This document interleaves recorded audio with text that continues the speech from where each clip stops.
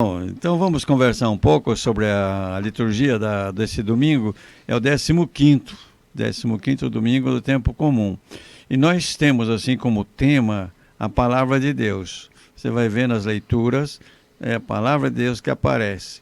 E até eu vou pedir licença para você, Fábio, para você, meu querido ouvinte, minha querida ouvinte, para começar com a primeira leitura. Aqui nós temos um trecho muito bonito de Isaías, é o capítulo 55, versículos de 10 a 11. São 2 versículos, né? Mas ele diz aqui umas coisas muito bonitas. Até eu vou dar uma lida primeiro, para você entrar dentro do texto. Então diz o seguinte: isso diz o Senhor. Quando diz isto é o Senhor, é Deus que está falando através do profeta. Assim como a chuva e a neve descem do céu e para lá não voltam mais, mas vêm irrigar e fecundar a terra e fazê-la germinar e dar sementes para o plantio, para a alimentação, assim a palavra que sair da minha boca não voltará para mim vazia, antes realizará tudo o que for da minha vontade e produzirá os efeitos que pretendi ao enviá-la. Veja só, aqui então o profeta, ele faz uma comparação. Qual a comparação dele? A palavra de Deus, no original grego, é dabar, bonita até a palavra dabar, né? Não é dobar, é dabar. A palavra de Deus, ela tem força. Você vê aquela narrativa da criação do mundo. Deus disse e se fez, né? A palavra de Deus tem força, ela é forte em si mesma. E ele, para o profeta Isaías, para mostrar a força de Deus, ele compara com a chuva. Nós estamos vivendo uma região agrícola. E veja como é importante a chuva. Quando a chuva falta, nós perdemos nossas plantações. A chuva é, portanto, a água que dá vida. E então a chuva, ela tem uma força grande.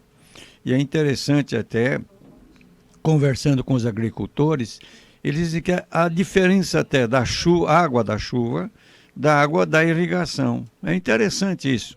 Portanto, a chuva, ela é necessária para que a terra produza alguma coisa. A força, portanto, da palavra de Deus é essa. Ela em si, ela tem força, ela produz.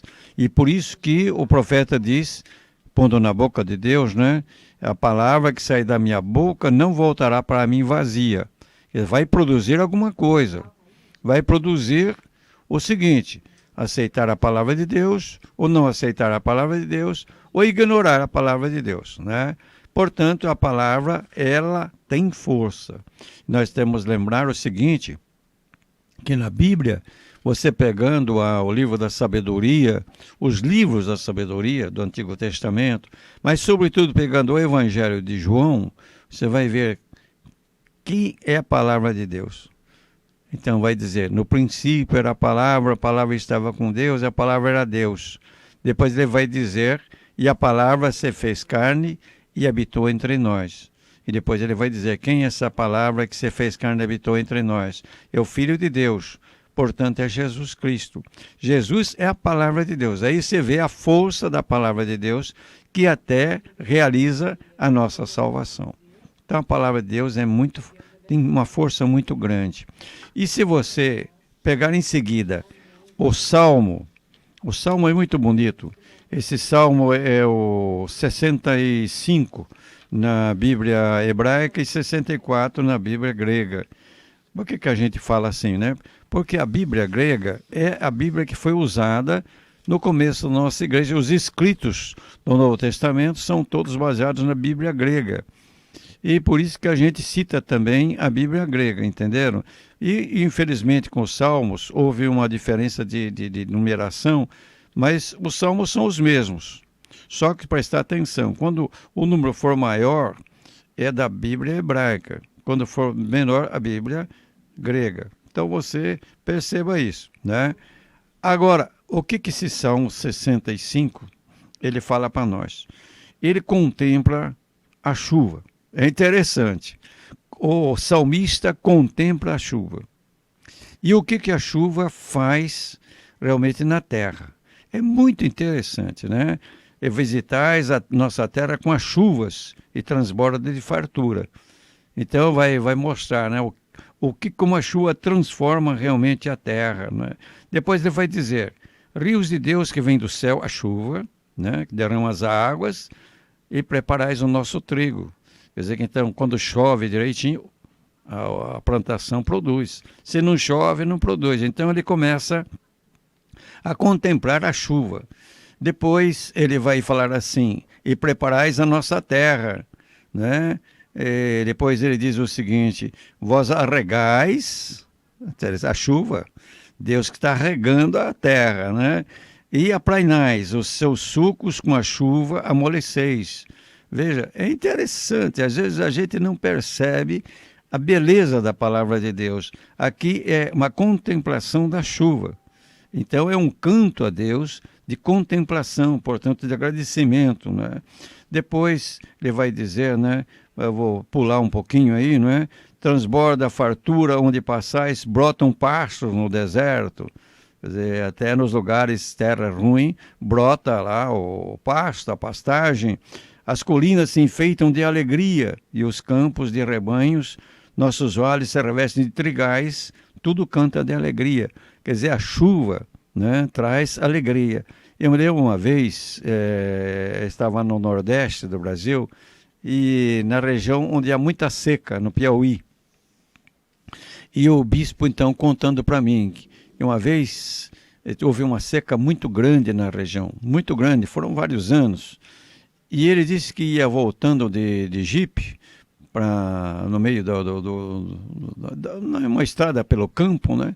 E começou a chover. Ele disse que ele ficou admirado, porque as vacas, os animais começaram a pular de alegria. Ele falou que nunca tinha visto um espetáculo como aquele, pulando de alegria. E a chuva realmente, quando ela vem no tempo certo, na dose certa, né, é motivo de alegria, né? Nós mesmo agora tivemos a chuva, graças a Deus, parece que as plantações estão indo bem, mas há regiões aqui mesmo no Paraná onde a água está racionada. Agora, então, veja só, contemplando, isso que é interessante, nós temos de contemplar um pouco a natureza. Nós perdemos um pouco esse sentido de contemplação. Quem é de nós que de noite olha para o céu para ver as estrelas, né? Ver as constelações, o Cruzeiro do Sul, Orion, né? A estrela d'alva, a estrela da tarde, que é Vênus, não é? Marte. Nós não temos tempo para mais isso, né? Porque aí você perde em televisão, essas coisas todas, e não contempla. A gente não tem tempo para contemplar a beleza de uma flor, a beleza do que nos rodeia. Perdemos um pouco isso, é uma pena. Agora veja aqui a Bíblia, esse salmo tão bonito, né? O 65, 64. Contempla a chuva. E aí a gente vê Isaías que contempla a chuva, fala, mas parece com a palavra de Deus. A palavra de Deus é isso. Quer dizer, a terra muda com a chuva. A palavra de Deus ela tem a força para mudar. Depois dessa primeira leitura, eu queria convidar você para a gente ver a terceira leitura, que é do Evangelho de Mateus, que nós estamos lendo. É o capítulo 13, versículo de 1 a 23. É o chamado Sermão das Parábolas. São Mateus tem vários sermões, vários discursos, melhor, né? Discursos. Primeiramente o Sermão da Montanha. Depois veio o Sermão da Missão. E agora no capítulo 13, o discurso, o Sermão das Parábolas. Jesus conta várias parábolas, nós vamos ver em seguida, nos domingos seguintes, não é? E aqui nós temos então a parábola da palavra. Na primeira trecho de Isaías diz, a palavra tem força em si. Agora, aqui o São Mateus vai colocar o que Jesus diz, o efeito da palavra. Então agora o que acontece? A palavra tem força. mas depende de nós. Depende de cada um que ouve a palavra de Deus. E aqui então a parábola é do semeador. Naquela época semeavam com a mão, né? Eu me lembro quando era criança ainda, não havia essas máquinas que semeiam, né? E depois havia só que nem um fole que iam colocando, né, a semente na terra. Mas no tempo de Jesus, eles levavam uma sacola assim na frente com as sementes. E aí pegavam, enchiam a mão de semente e olhavam o vento e jogavam, né, a semente. A terra estava preparada já, tinham arado. E o que aconteceu? O semeador jogou o punhado de semente, uma parte da semente caiu no chão, na terra. Jogou, o vento derrubou, caiu na estrada. E o que aconteceu com essa semente?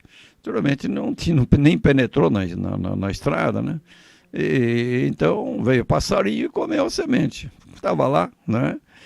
A outra parte caiu num terreno que tinha muita pedra embaixo, né? A camada de terra era muito pequena.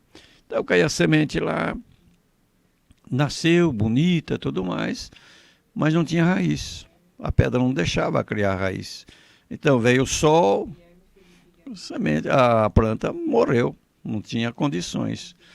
A terceira parte caiu numa terra em que tinha muito mato, né? Espinheiros, como diz aqui, mas é mato, matagal.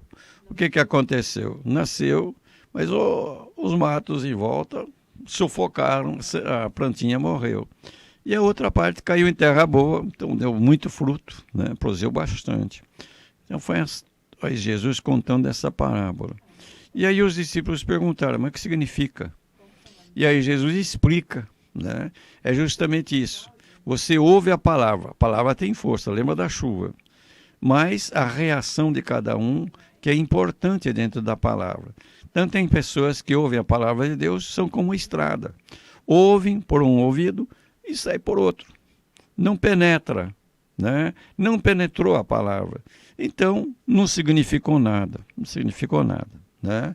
É a mesma coisa que as pessoas que às vezes vêm numa missa, numa pregação, e ficam pensando em mil coisas, não prestam atenção à palavra de Deus, né? Então, sendo claro que a palavra tem força, mas a terra também tem de responder, não é? A segunda parte caiu em terra que tinha pedra debaixo, morreu porque não tinha raiz. Esses são aqueles que ouvem a palavra de Deus, se entusiasmam, ficam animadíssimos, né, com a palavra de Deus, mas não tem raiz, né, não penetrou, quer dizer, não ficou, entusiasmou no primeiro momento, mas depois dificuldades, a pessoa desanima. A terceira parte que caiu no meio de espinheiros.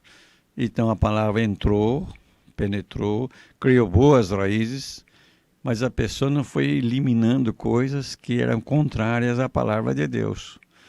Foi guardando, né, certos vícios, certos pecados, vamos dizer assim, não é? E o que acontece? Esses vícios foram sufocando a palavra de Deus. Então aquilo que realmente já tinha raiz morre porque a pessoa não foi coerente com a palavra de Deus. E a quarta espécie, a palavra caiu em terra boa e naturalmente deu muito fruto. Aquele que ouve a palavra de Deus, procura ser consequente com a palavra de Deus, praticar a palavra de Deus, não é? E o que acontece? A vida da pessoa se transforma, a palavra transforma a vida da pessoa. Veja que interessante, a primeira leitura, a palavra de Deus tem força, a chuva, lembra? Essa outra leitura do Evangelho de Mateus, a palavra de Deus tem força, mas a maneira como as pessoas recebem a palavra que tem força é que vai fazer a palavra acontecer. Então, se você é uma estrada, ouve, não ouve, não tem efeito nenhum. Se você ouve, se entusiasma, mas não aprofunda, então ela também morre diante das dificuldades. Se você é aquela terra de mato, de espinheiros, né? você não elimina aquilo que na sua vida é contrário à palavra de Deus, essas coisas sufocam e você perde a palavra de Deus. E quarto, que eu acredito que seja Fábio, Érica, você que está me ouvindo, terra boa, vocês ouvem a palavra de Deus e procuram ser consequentes com essa palavra e ela realmente transforma a nossa vida. Agora, unindo a primeira leitura e o Salmo, esse trecho do Evangelho de Mateus. Vamos à segunda leitura, que é tirada da carta de Paulo aos Romanos. É muito bonito esse trecho. O que acontece? Quando a gente procura viver a palavra de Deus, às vezes a gente encontra barreiras. Barreiras em casa, na família, fora da família também, não é? As barreiras aparecem. E naquela época que Paulo escreveu, a barreira era maior, havia perseguições, né? Os cristãos sofreram muito. Naqueles 3 primeiros séculos da nossa igreja, a coisa foi séria, né? Foram 10 perseguições, mas para valer mesmo, né? E aí morreram, dizem os historiadores, mais de 1 milhão de pessoas. Eram crianças, eram jovens, eram pessoas casadas, eram idosos, eram homens, mulheres, eram pessoas instruídas, pessoas do povo, lavradores, professores. Enfim, foi realmente um período muito complicado. E nesse período complicado, como viver a palavra de Deus, né? A tentação deixa para lá, né? Vamos viver a nossa vida. Então Paulo escreve essa carta aos romanos, veja, aos romanos, que era o centro realmente das perseguições. E Paulo vai dizer: eu entendo que os sofrimentos do tempo presente nem merecem ser comparados com a glória que deve ser revelada em nós. Então, olha aqui, nós estamos sofrendo isso, mas isso daqui é temporário. Nos está esperando uma glória que você não pode nem imaginar, né? A gente não é capaz de imaginar o que Deus está preparando para nós. E depois ele vai dizer, também o mundo, fala, toda a criação está esperando ansiosamente o momento de se revelar os filhos de Deus. Quer dizer, Deus criou o mundo, mas o mundo, ele é dirigido por nós. Quando eu falo mundo aqui, é a terra, é a natureza, tudo, né? Então veja o que está acontecendo hoje com devastação agora da Amazônia, que é uma coisa muito triste que acontece nessa região, né? Eu morei lá, posso dizer para vocês, realmente é muito ruim que vai acontecer.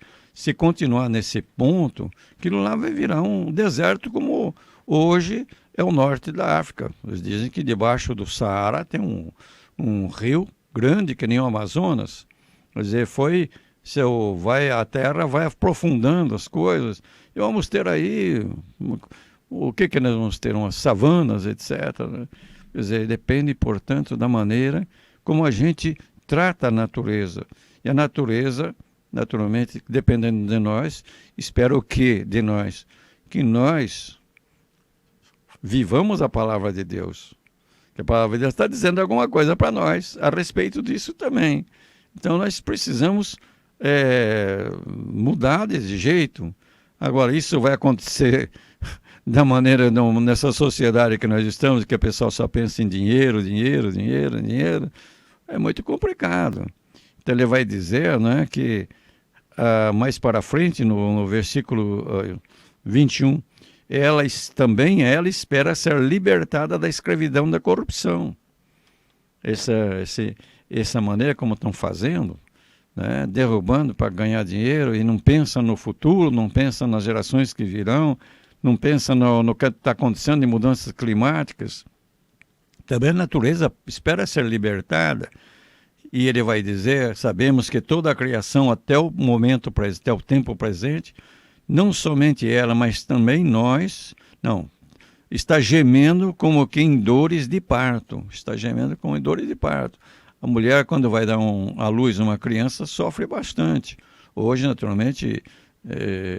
existe aí a cesariana, todas essas coisas, mas a mulher, quando dá à luz naturalmente, ela sofre, mas aquele sofrimento se torna em alegria. E a mesma coisa, nós sabemos que tudo isso vai terminar numa grande alegria, apesar de todo o sofrimento, não é? Estamos interiormente gemendo, aguardando a adoção filial e libertação para o nosso corpo.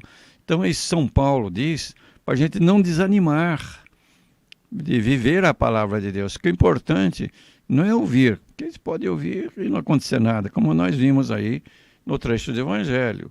Mas a palavra de Deus tem de ser a chuva que cai em terra boa. Se a chuva cai aqui no asfalto, não produz nada. No asfalto não produz, né?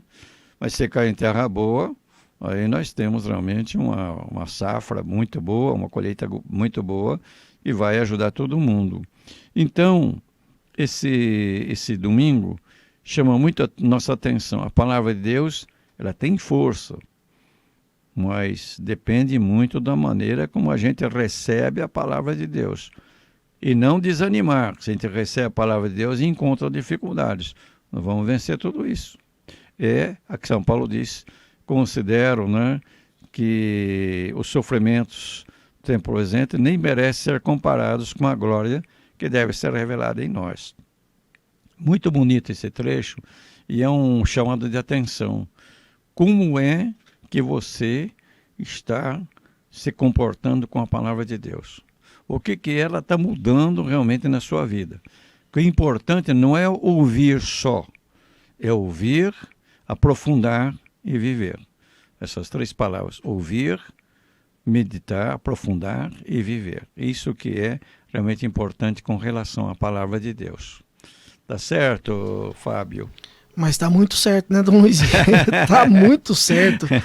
Tá muito bem. Dom Luizinho, sabe que desde a última vez, porque essa parábola da semente, eu devo ter escutado ela. Muitas vezes. Desde a catequese, bastante vezes, né? Mas a última vez eu procuro, todas as vezes que eu vou, o que ficou, né, da última vez que eu escutei essa parábola, foi de todas as vezes que eu vou escutar o Evangelho, ou escutar um trecho da Bíblia que vai ser falado, eu vou ler. Então, antes, fazer a oração para Deus. Falar, poxa vida, que meu coração seja a terra fértil para que essa palavra que vai ser proclamada agora gere frutos, né? Que ela possa aprofundar e gerar frutos. Como é bonito isso. E engraçado, né? Nós estávamos falando no começo do programa de São Bento, que ele deixou todo um legado da agricultura, da ciência daquela época, que ele transmitiu ao longo dos séculos, né, através dos beneditinos, que trouxeram todo esse esclarecimento para a gente, como era essa a ciência deles na época, né, da agricultura. Então era tudo correlacionado com isso. E engraçado de tentar pensar com a cabeça deles como que faz sentido, né, Dom Luizinho? Exato. Como faz sentido isso? É bonito mesmo. E essa união da oração com a vida, né? O rezar e trabalhar. Então a vida do monge, antigamente era no campo. Hoje também tem mosteiros que têm essa parte da agricultura, continuam, né? Nós temos, por exemplo, um mosteiro trapista, que é um ramo dos beneditinos, perto em Campo Tenente, aqui no Paraná, não é? E também em outros lugares. E em outros lugares eles partiram mais, por exemplo, para o trabalho de educação. O Mosteiro de São Bento de São Paulo, o Mosteiro São Bento do Rio de Janeiro, são famosos, porque eles têm escolas muito boas e têm faculdades também, né? Quer dizer, um monte de trabalho então na área da educação, mas é trabalho. É bonito isso. Agora, sobre isso que você falou, Fábio, é interessante. Quando nós vamos proclamar o Evangelho, a gente costuma fazer o sinal da cruz na testa, na boca e no peito. Não é? Persignar, como eles dizem, né? Antigamente falavam isso. Qual o sentido? Por que a gente faz isso? Porque quando a gente vai ouvir a palavra de Deus, a gente deve pedir que a palavra de Deus entre na minha inteligência, entra no meu falar e entra no meu coração, né? Então esse é o sentido desses três sinais que nós fazemos.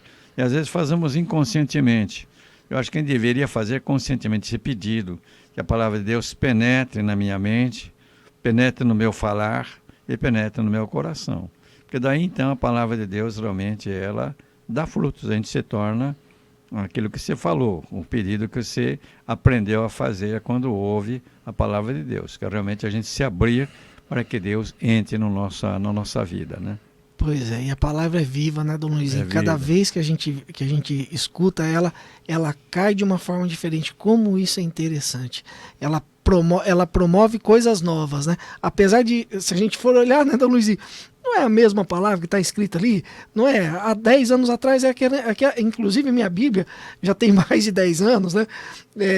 Não é a mesma palavra, mas cada vez que a gente lê, ela nos toca de uma forma diferente. Exato. Como isso é interessante, é lindo realmente. E é interessante pegar a palavra de Deus e sempre comparar com o que está acontecendo na sua vida, né?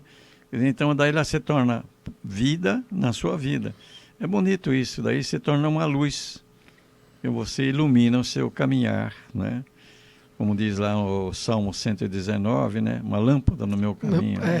Uma lâmpada para os meus pés. Mas nós temos que pedir esse presente da sua bênção para nós e principalmente para os nossos ouvintes, para abençoar esse dia, abençoar o final de semana de todos nós e abençoar que a palavra de Deus possa realmente gerar frutos na nossa vida. Não tem dúvida, né? Nosso Senhor Jesus Cristo esteja diante de ti para te guiar. Amém. Atrás de ti para te proteger. Amém. E aos teus lados para te acompanhar. Amém. Pela intercessão da bem-aventurada sempre Virgem Maria, Mãe de Jesus e nossa mãezinha querida, de São José e de todos os santos, desça sobre ti a bênção de Deus Todo-Poderoso, Pai, Filho e Espírito Santo.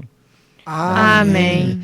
E bendito seja nosso Deus. Lembrando de São Bento. Pois é. Bento significa bem falado, né?